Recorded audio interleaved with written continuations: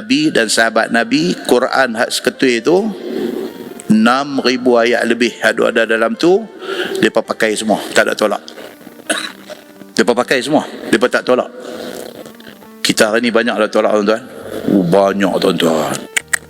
Cukup banyak kita tolak ayat Quran pada hari ini.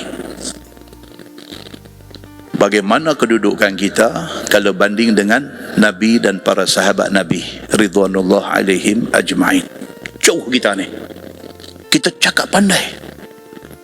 Kita hari ni cakap cukup pandai. Sampai orang kata, Haji, orang panggil Haji kat kita.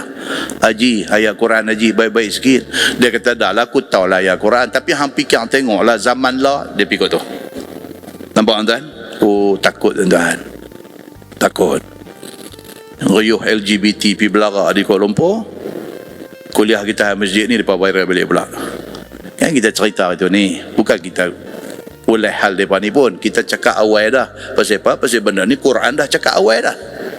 Itu aja cerita dia. Dan kita dah bawa cerita sampailah kepada cerita Al-Bahrul Mayyit.